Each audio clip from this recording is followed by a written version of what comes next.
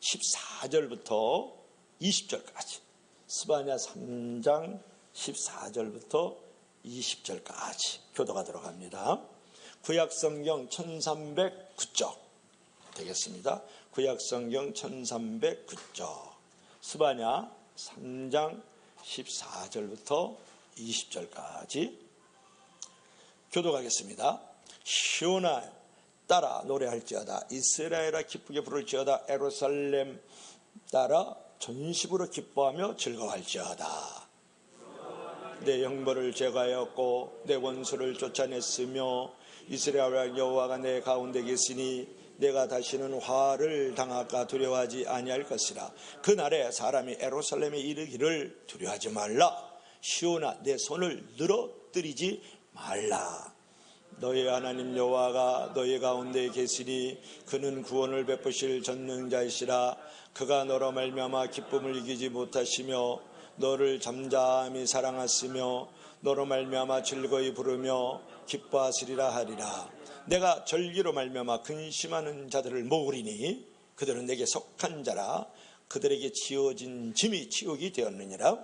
그때 내가 너를 괴롭게 하는 자를 다 벌하고 저는 자를 구원하며 쫓겨난 자를 모으며 온 세상에서 수욕을 받는 자에게 칭찬과 명성을 얻게 하리라. 우리 다 같이, 내가 그때 너희를 이끌고 그때 너희를 모을지라. 내가 너희 목전에서 너희를 사로잡힘을 돌이킬 때에 너희에게 천하 만민 가운데서 명성과 칭찬을 얻게 하리라.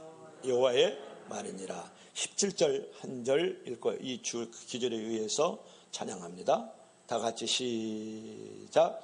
너희 하나님 여호와가 너희 가운데 계시니 그는 구원을 베푸실 전능자이시라. 그가 너로 말미암아 기쁨을 이기지 못하시며 너를 잠잠히 사랑하시며 너로 말미암아 즐거이 부르며 기뻐하시리라 하니라. 아멘. 찬양하시겠습니다.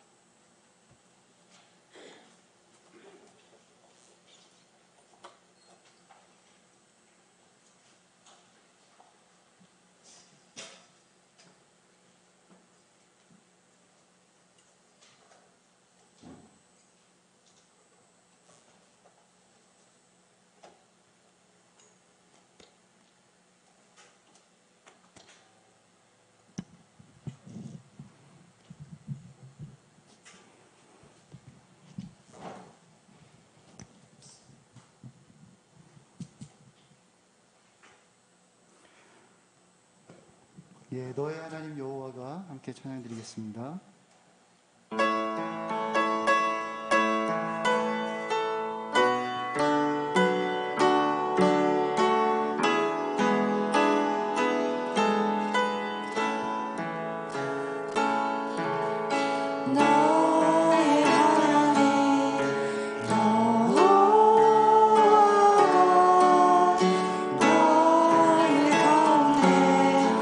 계시니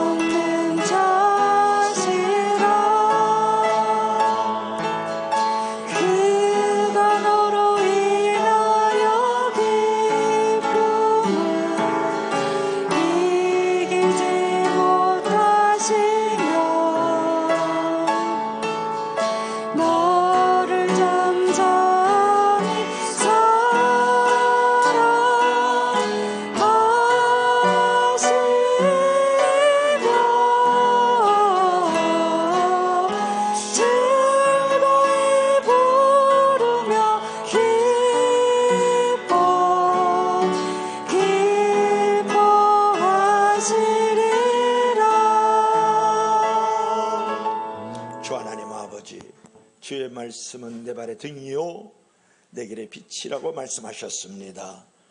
오늘 우리의 상황을 돌아보면 힘이 없고 낙심되고 우리의 두 손을 처지게 하는 일들이 많지만 다시 하나님의 말씀 안에서 기운을 얻게 하시고 다시 성령 안에서 힘을 얻는 귀한 시간이 되기를 소망할 때에 예수님 이름으로 기도합나이다. 아멘. 한 목사에게 젊은 여성이 찾아왔어요. 그녀는 이제 대학 시절에 알게 된 남자가 결혼하자라는 그런 감언 이설에 속아가지고 잠자리를 하게 되었다고요. 그 후에 그는 차일피일 결혼을 미루었어요. 뒷조사를 해보니까 아기가 있는 유부남이었어요. 그 사실을 알고 그녀는 기쁨과 웃음을 잊어버렸죠. 사람들을 피하게 되었어요. 얼마 후에 그 남자가 아내하고 이혼을 했는데 또 다른 여자와 결혼했다는 소식을 듣게 되는 거예요. 그 소식을 듣고 더욱 상처가 깊어지면서 그녀는 내 인생은 마구 짓밟혀진 인생이다. 나는 쓰레기와 같은 인생이다. 이렇게 생각을 한 거예요. 더 이상 희망도 없고 살 기력도 없고 기운도 없고 모든 범사에 다 힘이 사라지고 말았어요. 남은 것이라는 것은 죽는 것뿐이다. 이렇게 생각하고 그 남자를 만나면 칼로 그를 찌르고 나도 죽겠다. 이렇게 생각을 하면서 다녔어요. 그러다가 이제 주위 사람들을 통해 가지고 그녀를 이제 목사님을 만나게 됐어요. 그러니까 목사가 그녀 얘기를 다 듣고 나서 여러 가지로 상담한 다음에 조심스럽게 마지막으로 말씀을 해줬어요. 자매님 하루에 2번 이상 거울 앞에서 자기 얼굴을 보면서 하나님은 그래도 너를 사랑하신다. 하나님은 그래도 너를 사랑하신다고 말해보세요. 그녀는 이제 목사가 가르쳐준 대로 매일 거울 앞에 서서 하나님은 그래도 나를 사랑하신다. 하나님은 그래도 나를 사랑하신다라고 외치고 눈을 감고 그 예수님께서 자신을 꼭 안아주는 그 품는 모습을 그리곤 했죠. 그 후에 얼굴이 밝아지면서 새로운 가정도 꾸리게 되고 중견 커리어 우브로서 아주 행복하게 사는 한 아줌마요, 엄마요, 아내가 되었다 그런 말이에요. 지금 내 모습이 비참해도 하나님은 변함없이 나를 사랑하신다는 그런 믿음의 고백 속에서 이제 영적인 기운의 힘을 얻었고 마음의 기운과 힘을 얻어서 넉넉하게 일어설 수 있었던 한 여인을 우리가 생각해 볼 수가 있었다라는 거예요. 여러분, 오늘은 우리가 어떻게 하면 이렇게 축 처진 또 낙심되어진 삶이 가라앉은 이 상황 속에서 영적인 기운을 얻을 수 있을 것인가, 또 마음의 힘을 어떻게 얻을 수 있는가를 오늘 본문에 의해서 한번 생각해 보려고 하는 건데요. 먼저 한번 지도 한번 볼까요? 지도를 볼 것 같으면 여기가 남유다예요. 그리고 여기가 북이스라엘, 북쪽에 있으니까. 그리고 여기가 아수르예요. 여기가 바벨론이에요.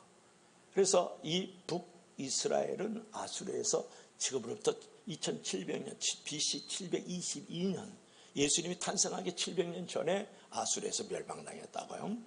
이 남유다는 이 바벨론 제국에 의해서 지금은 이라크 땅이죠.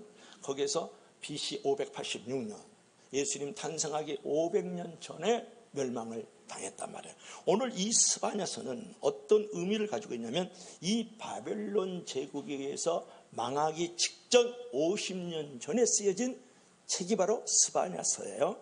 그러니까 스바냐서는 남유다 제16대 왕 요시와 시대로부터 만연되어 왔던 남유다의 아주 극한 종교적인 타락과 도덕적 타락의 상황을 배경으로 하고 있는 것이 스바냐서다 그런 말이거든요. 이런 때에 스바냐 목사가 일어났어요. 모든 죄악과 모든 불의를 척결하실 종말론적 심판 곧 여호와의 날이 도래할 것입니다라고 메시지를 선포를 하거든요. 그러고서 남유다 백성들의 그 종교적인 타락, 도덕적인 극심한 이 부패 부정에 대해서 이제 회개를 촉구하는 반면에 그 다음에 온갖 불의와 그 부정 속에서도 꼭 참고 의로운 남아있는 자들에게 구원과 회복의 소망을 메시지를 주는 것이 오늘 이 스바냐서거든요. 특별히 오늘 14절부터 20절을 읽었는데 이 14절부터 20절의 이 오늘 본문은 뭐냐면 이스라엘의 남은 자에 대한 구원, 이스라엘의 회복의 기쁨을 이제 선포하고 있을 뿐만 아니라 남유다 백성들의 이제 다시 바벨론으로 이제 잡혀가다가 70년 만에 돌아올 것이라는 것을 예언하고 있는 것이 오늘 본문이에요. 그리고 궁극적으로는 장차 천상의 나팔소리와 함께 예수님께서 이 땅에 오실 때에 우리가 영적 이스라엘이잖아. 우리 영적 이스라엘 된 우리들도 구원을 받고 이제 회복이 될 것이라는 그런 말씀을 갖고 있는 것이 오늘 본문인데요. 그렇다 그러면 우리가 기운을 차리기 위해서, 우리가 마음의 힘을 얻기 위해서 하나님을 어떤 분으로 우리가 알아야 될 것인가? 이 낙심되고 절망되고 이 어둠 속에서 우리가 손이 쫙 쳐져가지고 살아가는 우리의 삶의 현장에서 어떻게 우리가 영적 기운을 가지고 마음의 힘을 가지고 다시 일어설 수 있겠는가? 그 하나님은 어떤 하나님과에 대해서 오늘 생각해 보려고 하는 거죠. 자, 첫 번째로 다 같이 시작. 하나님은 우리 가운데 계시다. 다시 한번 시작. 하나님은 우리 가운데 계시다라는 것을 믿을 때 영적인 기운을 얻을 뿐만 아니라 마음의 힘을 얻을 수 있다는 거예요. 오늘 14절 한번 읽어볼까요? 다 같이 시작. 시온에 따라 노래할지어다. 이스라엘아 기쁘게 부를지어다. 엘로의 사람 따라 전심으로 기뻐하며 즐거워할지어다. 이렇게 보면 시온의 딸 또는 이스라엘, 그 다음에 예루살렘 딸 이렇게 나오죠. 이건 다 같은 표현이에요. 하나를 얘기하는 건데, 즉 이스라엘의 남은 자, 즉 구원받은 하나님의 백성들을 가리키는 거예요. 그 부정과 불의, 거짓과 포악한 그 남유다 백성들 속에서도 괴롭힘을 당했던 그 상황 속에서 결코 신앙의 정조를 잃지 않고 남은 자들을 지금 말하는 것이다. 그러니까 하나님의 구원으로 말미암아서 이제 평안과 축복을 누리게 된 이 성도들은 해야 할 일이라는 것은 뭐냐면 찬송하고 기뻐하며 즐거이 노래할지어다. 이렇게 지금 가르쳐주고 있는 거거든요. 그렇다면 왜 스바냐는 이스라엘 이 백성들에게 전심으로 기뻐하면서 즐거워하라고 했을까? 이거 중요하잖아요. 거기에 15절의 말씀이 나오는데 하나님의 모든 형벌을 제거해 주셨기 때문에, 원수를 쫓아내 주셨기 때문에, 더 나아가서 하나님이 그들 가운데 계심으로 말미암아서 화를 당할까 두려워하지 않을 것이기 때문에 노래하고 즐거워하고 찬송하라. 그렇게 15절에 이제 말씀하고 있어요. 그렇다면 하나님은요, 어떤 마음 가운데 계시느냐가 중요해요. 아주 겸손하고 가난한 심령 가운데 계시거든요. 그런 심령을 예비하면 우리가 두려워할 것이 없어요. 왜냐? 하나님이 우리와 함께 하시기 때문에 그런 거죠. 여러분, 시대와 상황이 어려워도요, 우리 가운데 계시는 하나님을 기뻐하며 즐거워할 수 있지 않을까요? 내일의 희망을 잃지 말고 힘과 용기를 내시죠. 우리는 하나님의 자녀예요. 그리고 천국의 백성이라고요. 하늘의 시민권을 가진 자라고요. 우리 안에 성령이 계세요. 우리 안에 하나님의 말씀, 즉 생명과 축복의 언어가 있단 말이에요. 그렇기 때문에 우리는 기뻐하고 즐거워하며 하나님을 노래할 수 있는 존재가 된다, 그런 말이거든요. 여러분, 지구촌이 지금 바이러스로 말미암아서, 전쟁으로 말미암아서 혼란합니다. 경제가 흔들리고 또 흔들립니다. 사회가 정치적으로 어지럽고 경제적으로 생활이 힘들어도 기죽지 말고 길을 펴라, 그런 말이에요. 근데 기죽은 표현을 오늘 성경에서 아주 잘 말씀하고 있는데 16절 한번 볼까요? 어떻게 길을 죽이고 있었을까요? 다 같이 시작. 그날의 사람이 예루살렘에 이르기를 두려워하지 말라. 시온아 내 손을 늘어뜨리지 말라. 그러니까 손을 이렇게 딱 늘어뜨리고 어깨가 쭉 이렇게 쳐져 있는 상황, 여기에 지금 기가 죽어 있는 상황을 말하거든요. 여러분, 손을 늘어뜨린다는 말은 뭐냐면 헬라어로 라파야드라는 말이에요. 히브리어로 라파야드라는 말을 하는데, 그래서 공포와 근심으로 인해서 손이 이렇게 쭉 쳐져 있는 거, 그죠? 공포와 근심이 너무 짓눌리면 거기에 갇혀 있으면 손이 이렇게 축 처지잖아요. 우리로 말하면 어깨가 처졌다, 그런 말이니까 손이 피곤하다, 손이 맥이 풀렸다, 기운이 없어졌다, 그 말을 갖다가 뭐라고 해요? 내 손을 늘어뜨리지 말라, 그런 말이에요. 그런데 두려워하지 말라는 말하고 내 손을 늘어뜨리지 말라는 말은 동일어예요. 무슨 말이냐면 내가 두려워하지 말라는 것은 마음의 상태를 말하는 거고, 또 내 손을 늘어뜨리지 말라는 것은 이제 몸의 상태를 말하는 것이거든요. 그러니까 몸과 마음을 아주 굳세게 하고 강건하게 만들어라, 이제 그렇게 말을 하고 있는 거야. 요즘에 많은 목회자가요, 권태가 있어요, 탈질이 있어요, 낙심으로 기가 죽어 있어요. 목회자만 그럴까요? no. 여러분, 정치인이나 기업가도 기가 죽어 있어요. 그뿐만 아니고 부모나 자녀들도 다 기가 죽어 있습니다. 지금 시대는 기 죽어 사는 시대예요. 그래서 기살리라는 그런 책들이 있고 세미나가 있으면 얼마나 많이 그런 대처로 몰리는지 몰라요. 그만큼 현대인들이 지금 기가 죽어 있어 기 살리기를 위한 책들도 많이 팔려 나가고 있고 그런 세미나도 있다, 그런 말이에요. 고백이 아기 4명이 기가 죽은 얘기가 있어요. 뭐냐 그러면, 첫째 아이가 난 기어가기도 힘든데 엄마가 걸어봐 그럴 때 내 진짜 기가 죽거든. 뭐 그런 얘기. 둘째 얘기. 난 더워 죽겠는데 춥지 하면서 그냥 포대기다 꼭꼭 나를 묶어버릴 때 기가 죽는. 셋째로는 나는 배고파 죽겠는데 졸리지 하면서 투닥투닥 해서 내 배를 때릴 때 토하고 싶거든. 그때 기가 죽어. 네 번째야 이런 뭐냐면 난 엄마 아빠 하기도 힘든데 할머니가 와가지고 할머니 한번 해봐, 할머니 한번 해봐 그럴 때 그때 기가 죽는다는 거야. 그래서 요새 꼬맹이들도 그렇게 기가 죽어서 한다는 얘기가 있어요. 여러분, 목사와 교인의 기가 죽었는데 교회가 붕될 리 없죠. 여러분, 기업가와 직원들이 기가 죽었는데 기업이 잘 될 리가 없죠. 뭐 여러분, 남편과 아내의 기가 죽었는데 가정이 행복할 리가 없죠. 또 자녀가 기 주고 산다 그러면 힘든 세상에서 승리하기가 힘들죠. 그래서 우리가 기를 살려야 돼요. 성도는 기가 죽어 살 이유가 없거든요. 단학, 뭐 무술 또는 뭐 피트니스 이런 데 가지고 여러분 기를 살릴 수 없어요. 기운이 근본적으로 살아나지 않는다고요. 이번에 한 사람이 저보고 코로나 걸렸다가 났는데 너무 기운이 없대. 기운을 살려야 되겠다 그래요. 그러면서 저쪽에 가가지고 그 냉면하고 불고기 구워지는 데 가서 먹고서 기운을 차려야 되겠다 그러더라고요. 그런 게 이제 기운을 차리는 거거든요. 중요한 거는 우리는 어떻게 기가 죽었을 때 기를 살 수 있겠느냐는 거예요. 아버님, 요번에 병환 중에 일어나셨으니까 한약을 한번 좀 드시고 나서 기운을 차려야 되겠습니다. 근데 몸이 약하면 한약 먹으면 돼요. 또 몸이 약하면 가서 냉면 먹고 거기다 불고기랑 같이 먹으면 좋아요. 육상냉면 같은 거. 그건 기운이 좀 살아나더라고요. 자, 중요한 것은 우리는 어떻게 마음의 힘을 살릴 수 있고 우리 영혼의 길을 살릴 수 있을 것인가, 그것이 중요하잖아요. 한번 읽어볼까요? 다 같이 시작. 하나님의 말씀을 듣고 기도할 때 성령 안에서 기운이 살아난다. 할렐루야. 우리 지금 사도행전 쭉 은혜를 나누면서 금요일날 기도를 하고 있는데 사도행전 10장 44절에 보니까 고넬료가 종들하고 다 모여가지고 하나님의 말씀을 베드로 목사를 모시고 들을 때 말씀이 전파될 때 성령이 내려오시는지라, 그런 기절이 있더라고요. 사도행전 10장 44절의 말씀인데요. 자, 중요한 것은 성경에서는 어떻게 우리가 기운을 차릴 수 있고 마음의 힘을 받을 수 있는지를 분명히 말씀하고 있는데 한번 볼까요? 자, 보면은 다 같이 시작. 흙과 생기가 들어질 때 생명이 됐다. 살아있는 영혼이 됐다. 그 다음에 뼈와 생기가 들었을 때 하나님의 군대가 됐다. 제자, 숨결이 들어왔을 때 하나님의 증인이 됐다. 다 같이 읽어봐요. 시작. 생기, 숨결, 성령, 푸뉴마, 르하브.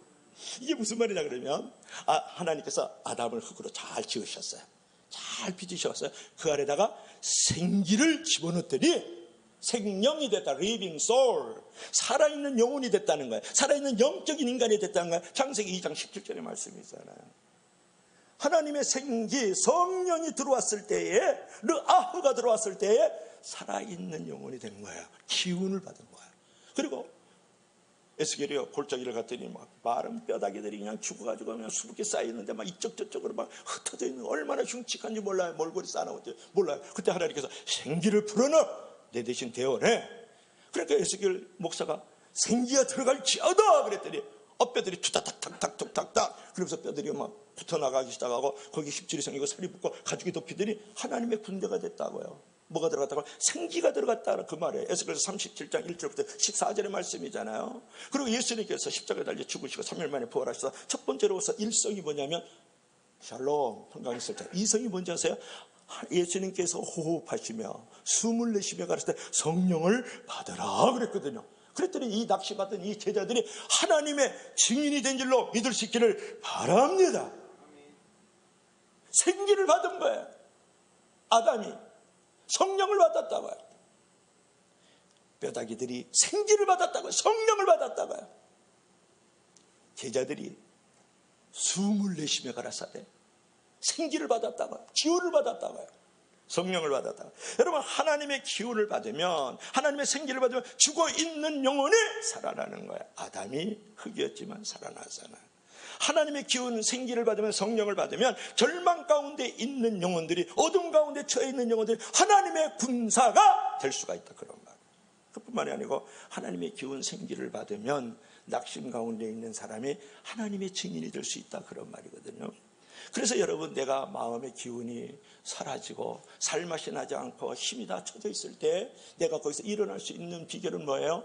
하나님의 생기를 받아야 돼요. 하나님의 기운을 받아야 돼요. 하나님의 말씀을 받아야 되고 하나님의 성령을 받아야 되는 줄로 믿을 수 있기를 바랍니다. 그래서 원래 생기라는 것은 뭐냐면 싱싱하고 힘찬 기운이에요. 그 사전적인 용어로 보면 생기라는 게 뭐냐면 싱싱하고 힘찬 기운이다. 그리고 이 생기라는 것은 숨결, 호흡 또는 영혼, 또 헬라어는 퓨노마, 히브리어는 르아흐 이렇게 말을 하는 거죠. 여러분, 그래서 저와 여러분들께서 내가 기운을 차릴 수 있는 것은, 내가 마음의 힘을 얻을 수 있는 것은 세상에 여러 가지 게임이나 하고 오징어 게임이나 하고 세상의 정치적인 뉴스나 듣고 있고, 그리고 그저 늘 설거지하고 또 공부하고 그런 것들이 나의 영적인 기운을 살려주고 내 마음의 자리를 일으켜 세워줄 수 있는 게 절대 아니다, 그런 말이에요.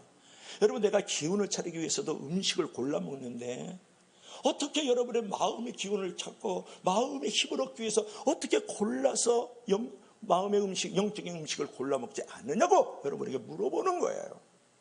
하나님의 말씀을 통해서 기도 안에서 성령이 충만하지 않으면 우리가 다시 기운을 얻을 수 있고 다시 힘을 얻을 수 없다라는 거예요. 다시 말씀과 기도와 성령 안으로 돌아오기를 주 여러분과 간절히 부탁합니다. 그리고 특별히 하나님께서 우리와 함께 하시기 때문에 우리는 기운을 얻을 수 있거든요. 15절 한번 볼까요? 15절 우리 다 같이 시작. 여호와가 내 형벌을 제거하였고 내 원수를 쫓아냈으며 이스라엘 왕 여호와가 너희 가운데 계시리. 너희 하나님 여호와가 너희 가운데 계시리. 그는 구원을 베푸실 전능자시더라. 뭐라 그랬습니까? 이스라엘 왕 여호와가 내 가운데 계시다고요. 너희 하나님 여호와가 너희 가운데 계시거든요. 그분은 전능자예요. 구원을 베푸실, 여러분의 영혼과 생활의 모든 구원을 베푸실 전능자 하나님인 줄로 믿을 수 있기를 바랍니다. 사랑하는 여러분, 사람은 다 나를 떠나요.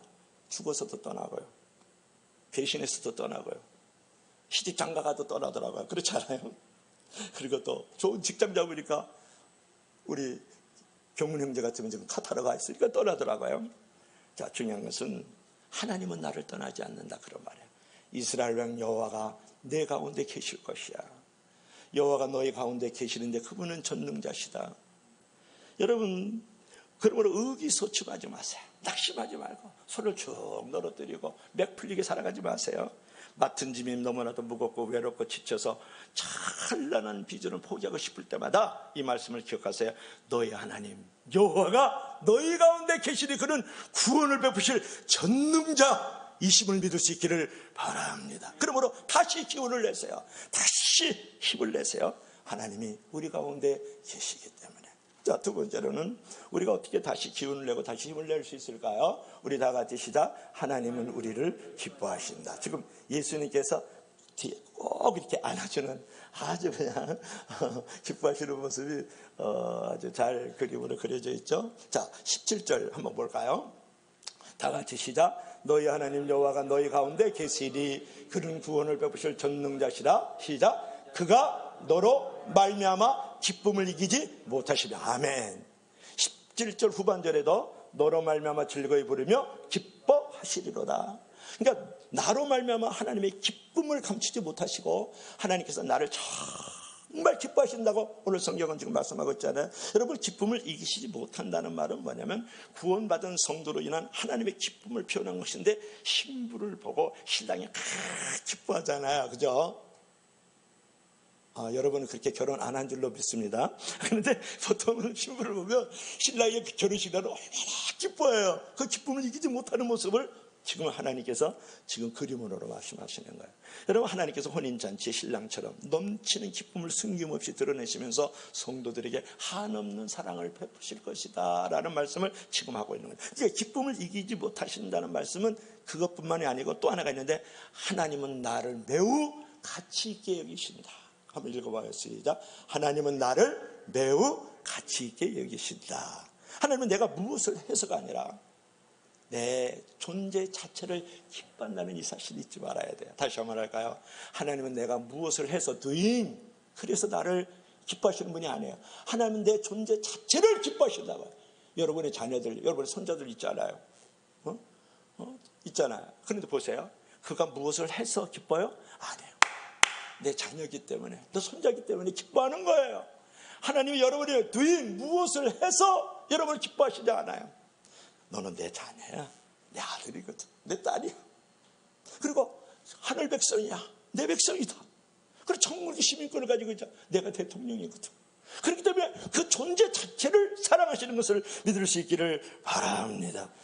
한 신실한 여학생이 있었는데 그녀의 입에는 늘 떨어지지 않는 말이 있었는데 예수님 없이는 살 수 없어요. 그래서 별명이 뭐냐면 저 학생을 보면 사람들이 말해요. 예수님 없이는 살 수 없어요. 그런 별명을 가지고 있었어요. 어느 날 그녀가 이제 목사에게 말을 했어요. 목사님, 오늘 놀라운 사실을 발견했어요. 알아. 예수님 오시면 너 살 수 없다는 거지. 아니요. 오늘 그게 아니야. 그보다 한 수 더 위의 것을 내가 깨달았어요. 그러면서 하는 말이 예수님도 저 없이는 살 수 없대요. 라는 위대한 진리를 발견했습니다. 여러분, 우리들도 예수님 없이는 살 수 없는 존재이기도 하지만 뭐라 그랬어요? 예수님도 나 없이는 살 수 없대요. 라는 진리를 발견했어요. 그런 거예요. 여러분, 대체예요. 하나님께서 최고의 기쁨의 대상인 아담과 하와를 창조했잖아요. 땅을 정복하고 다스리는 권세까지 주었다고요. 그런데 불순종하잖아요. 먹음직도 하고 먹음직도 하고 탐스러운 선악과를 딱 따먹었어요. 남자는 여기에 걸려서 반쪽 먹고 아담아 그럼 깜짝 놀라가지고 여기 아담의 풀스잖아요.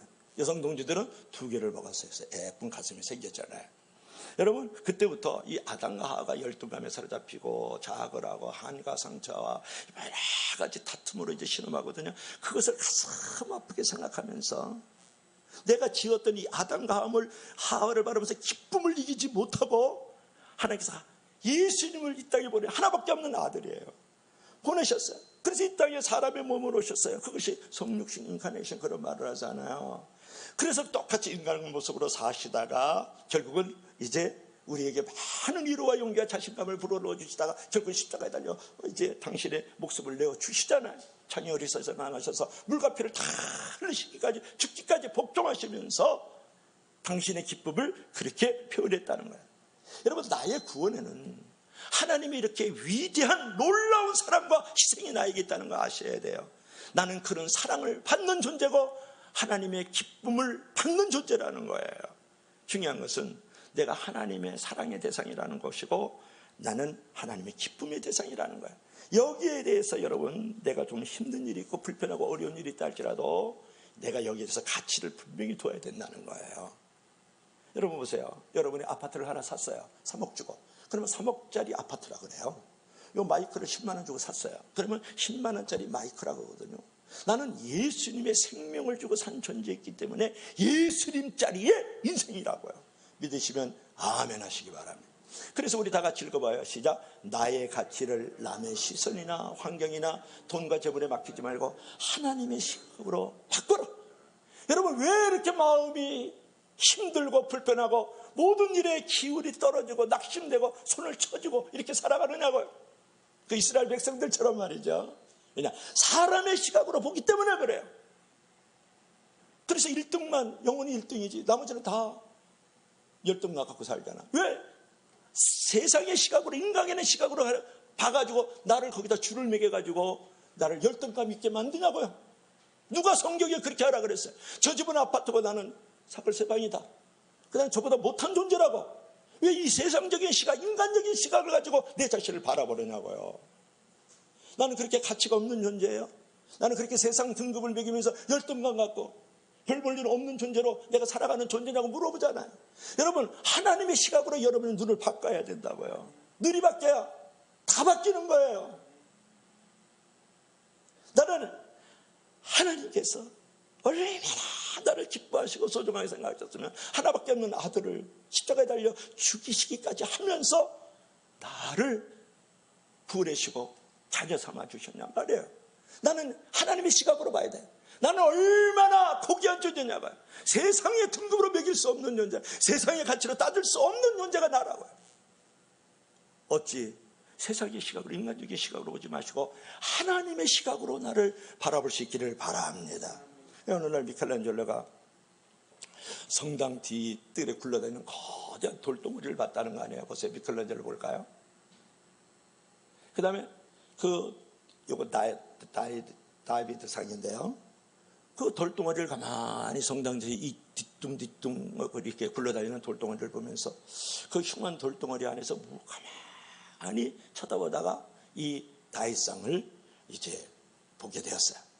그래가지고 정으로 쪼고 망치로 때리면서 결국은 그 흉한 돌덩어리가 이 데이비드상이 되는 거거든요. 그처럼 하나님은요, 나를 인물로 빚어가실 거예요. 여기가 지금 끝이 아니에요. 여기가 마지막이 아니라고요. 현재의 부족한 내 모습을 보고 여러분 실망하거나 여러분 절대로 나를 부족하거나 천한 흉한 돌덩어리처럼 생각하지 마세요. 성경은 나를 왕같은 제사장이라고 그랬어요. 나를 세상의 소금과 빛이라고 말씀하셨어요. 하나님의 사랑의 시각으로 나를 보세요. 지금 과정 가운데 있어요. 내 인생이 종친 게 아니라고, 끝난 게 아니라고. 그리고 세상의 시각으로, 왜 사람의 시각으로 나를 바라보느냐고요. 하나님의 시각으로, 하나님의 눈으로 나를 봐야 될 거 아니에요. 그래서 한 소녀가 눈물을 흘리면서 고해성사를 하고 있었어요. 신부에게. 나는 다음에 태어나면 신부로 태어나는 줄로 믿으시길 바라요. 절대로 나는 목사 되고 싶지 않아요. 왜냐하면 목사는 너무 욕심이 많고 너무 짜증이 스러워요. 그래서 나는 신부로 태어나야지 목사는 안 할 거야. 그런 생각을 하고 있어요. 그런데 신부님 제가 너무너무 큰 죄를 저질렀어요. 그래서 막 소똥 말똥 돼지똥 금방울 하던 물을 뚝뚝뚝뚝 흘리면서 한 여학생이 찾아온 거예요. 그래서 말해봐 애기야, 말해봐라. 저는 허영심이 너무 가득한 아이입니다. 하루에 2번 정도 늘 거울을 보는데 볼 때마다 이렇게 말해요. 제가 세상에서 제일 예쁘다. 세상에서 제일 예쁘다. 그런다는 거예요. 나는 이렇게 허영심이 가득한 죄악이 많은 존재라는 거예요. 그래서 신부가 소녀의 얼굴을 가만히 쳐다보고 유심히 뜯어보고 자세히 관찰하고 나서 한마디 했어요. 애야, 내가 그렇게 생각하는 것은 죄가 아니란다. 그것은 착각이라는 병이라는 것이야. 그건 죄가 아니고 착각이라는 병이야. 그랬다라는 거예요. 여러분, 착각이라는 병에 걸려있는 우리 크리스찬들이 너무 많다는 거예요. 나는 부족해. 나는 별 볼 일 없어. 나 같은 게 살아서 뭐래. 나에게 내일은 없다. 그러니까 그냥 모든 거 다 포기하고 내려놓고 살아가는 어른들, 청년들, 애기들이 얼마나 많은지 몰라요. 내일은 없다. 그런 착각의 병이에요. 마귀가 심어주고 귀신들이 장난치는 게 뭔지 아세요? 착각하게 하는 거예요. 착각의 병에 걸리지 않길 주의 여러 가지를 부탁합니다. 나는 부족해. 나는 못나서. 나는 별 볼 일 없어. 천하에 나는 흉물이야. 이런 착각의 병에 걸리게 하는 게 마귀와 귀신들의 장난이고 이 세상의 시각이고 나의 시각인 거야. 나는 하나님의 자녀다. 난 천국 백성이야. 하나님의 시민권을 가진 자다. 내 존재 자체를 하나님이 기뻐 못 이겨서 춤을 출 정도야. 나의 행위를 보지 않는 분이다. 그분은 나의 존재 자체 비행을 보는 분이다. 그렇게 믿고 선포하고 자신감 있게 기운을 차리고 살아가시기를 바랍니다. 하나님은 아직도 앞으로도 기뻐하실 거예요. 어제도 오늘도 내일도 기뻐하실 거예요. 어제도 기뻐했고 오늘도 기뻐하고 있고 내일도 기뻐하실 하나님을 믿을 수 있기를 바랍니다. 다시 기운을 내세요. 다시 힘을 내세요.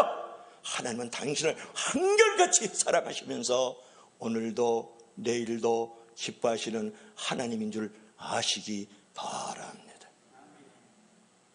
자, 3번째로 마지막으로 생각해 볼까요? 우리 다 같이 시작. 하나님은 잔잔히 사랑하신다.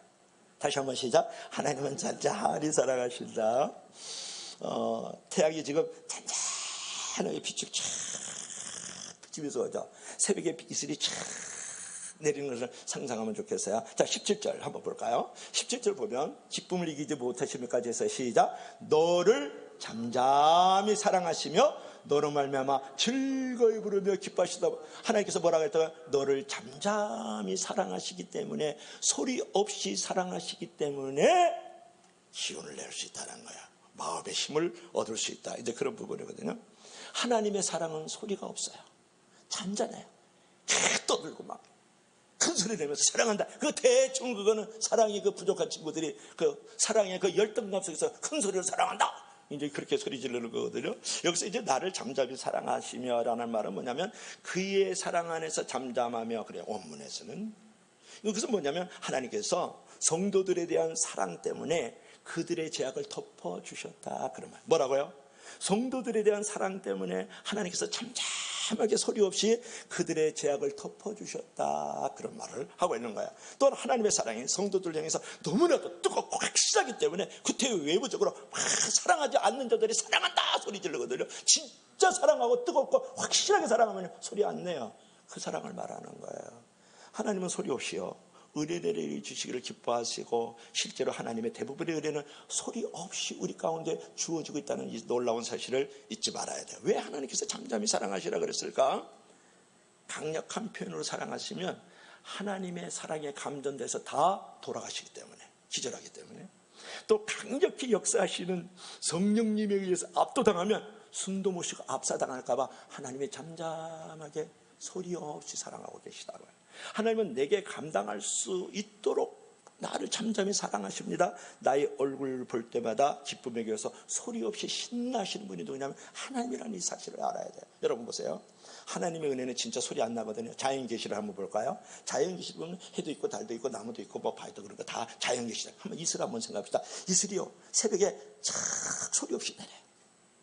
그러다가 동풍이 착 뜨거운 기울이 불려면 그 이슬이 없어지는데, 그 이슬 때문에 풀들이 자라납니다. 이런 꽃들이요 피어나고 열매를 맺을 수 있다고요. 소리 없는 하나님의 은혜가 이 자연 계시 속에도 있는 거예요. 그뿐만이 아니고 잠잠히 이만해지는 거고. 여러분 아까 태양 봤습니다. 태양이 쫙 떠오르잖아요. 지금 가을에 보니까 대추 이런 것들이 막 튼실하게 열리는 것이 눈에 보이거든요. 소리 없는 햇빛이 그들에게 영향을 줘가지고 그 열매를 맺게 하시는 거예요. 하나님의 은혜가 이 자연 속에서 당신의 얼굴을 내밀고 계시거든요. 잠잠히 소리 없이 사랑하시거든요. 하나님의 진짜 은혜는 소리 나지 않지만 구석구석까지 맺혀져 있다는 거예요. 그렇기 때문에 하나님의 은혜에 대한 감격을 잃고 더 이상 맥없이 무기력하게 손을 쳐주고 기운 없이 힘없이 살아가지 말라는 거예요. 내 소리에 하늘의 기적을 부르는 기도의 손이 돼야 되고, 내가 하나님의 뜻을 이루는 섬김의 손이 돼야 되지 않겠어요? 하나님의 은혜 보답하는 감사의 손이 돼야지. 어떻게 손을 쭉 늘어뜨리고 힘 없이 기운 없이 매가리 없이 살아가냐고요. 오늘 16절의 말씀처럼 말이죠. 오늘 스펄전 목사가 울었어요. 아내가 물었어요. 여보 왜 울어? 오늘 십자가를 아무리 생각해도 마음에 감동이 없어. 그래서 내가 이렇게 슬퍼서 울고 있는 거예요. 여러분 신앙생활에서 감격이 사라지는 때가 가장 위기예요. 내가 아내하고 나하고 감격이 없어질 때가 가장 큰 위기입니다. 돈이 위기가 아니에요. 병이 위기가 아니라고요. 여러분 아내가 남편을 볼 때 감격이 있어요? 봐봐 이거 고개가 껐다고 이렇게 했잖아요 지금. 에? 우리 양가사님 같다 했거든요. 이럴 때가 위기예요. 가정의 위기는 돈이 아닙니다.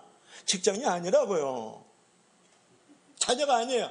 부부간에 감격이 없고 감동이 없으면 그게 위기예요. 제가 이제 무슨 얘기를 하느냐, 하나님하고 나하고의 관계성 속에서도 감동이 없을 때, 감격이 없을 때 모든 게 위기예요. 신앙의 위기는 거기에 있는 거예요. 여러분 내가 좀 병들고 내가 사업이 좀 안 되고 말이죠. 또 마음이 좀 불편하고 이런 게 여러분 위기가 아니에요. 하나님과 나하고 감격이 없어. 감동이 없어. 십자가만 보면 눈물 줄줄 흘릴 때가 엊그제인데 이제 십자가만 보다 나무 떼기 2개 붙여놨네.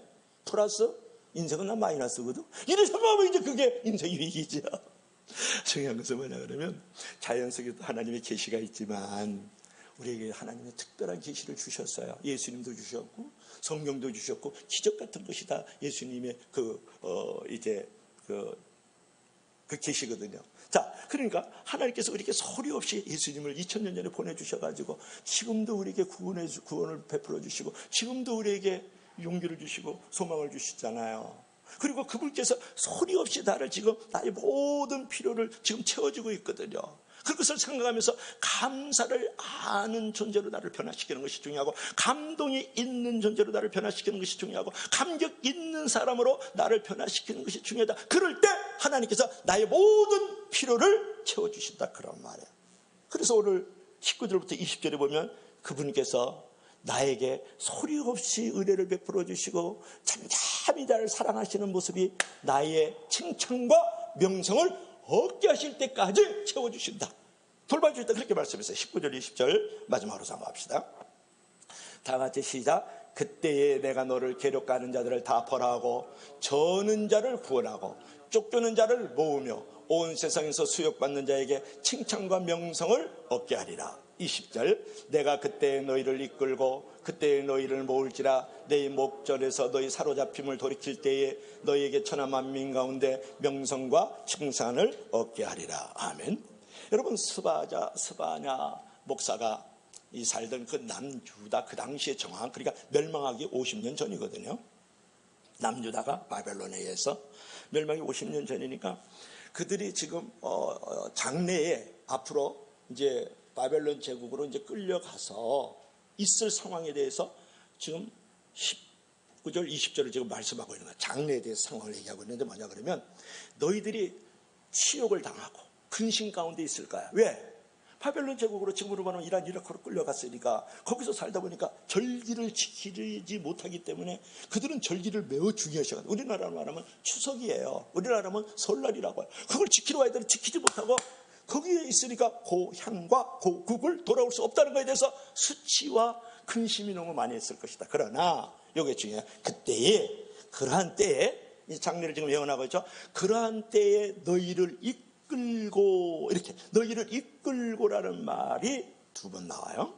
두 번 나오는데 이것은 무엇을 말하냐면, 선한 목자의 뒤를 따르는 그런 양떼들 있죠. 그러면서 푸른 쳐다거나 잔잔한 물가로 막 따라가면서 안식을 얻고 평안을 얻는 모습을 상상하면 되는 거예요.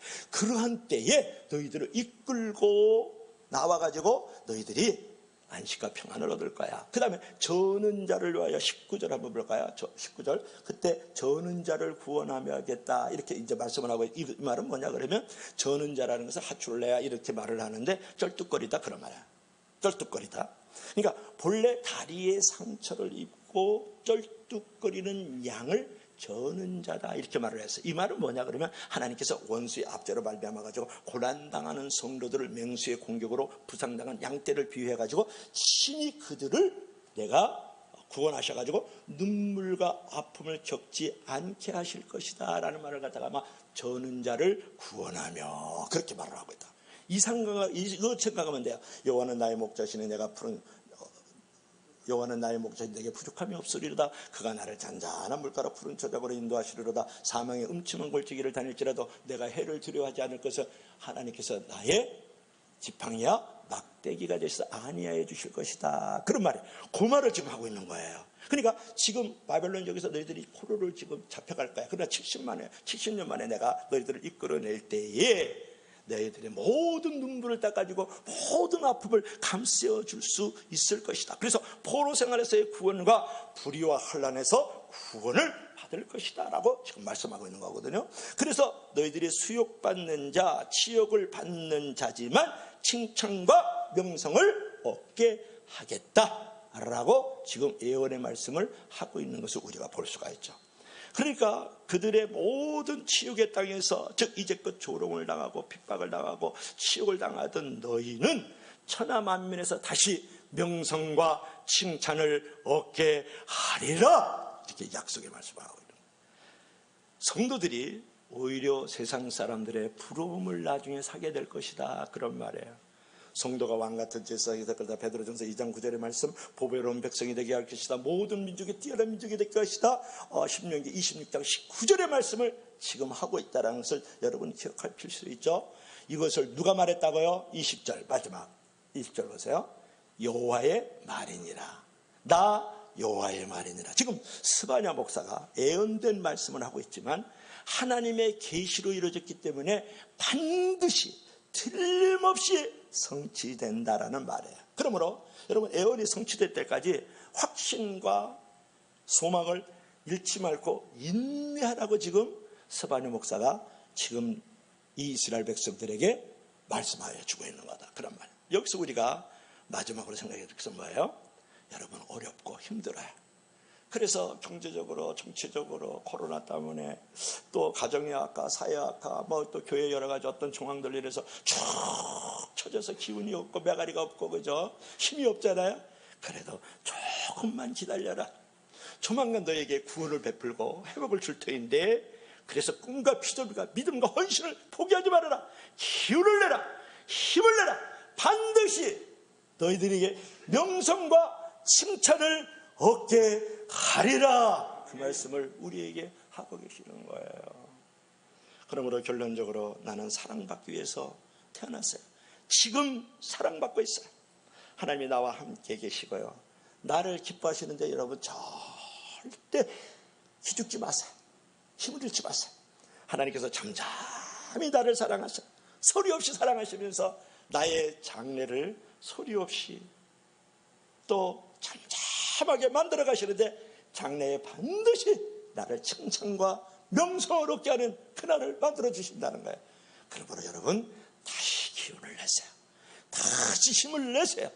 하나님은 여전히 살아계시고 여전히 우리를 한결같이 우리를 사랑하시고 함께 하시는 줄로 믿습니다. 기도하시겠습니다. 주 하나님 아버지, 오늘 바벨론 제국의 멸망 직전에 있던 남유다와 이스라엘 향한 스바냐 목사의 말씀을 우리가 은혜를 나누었습니다.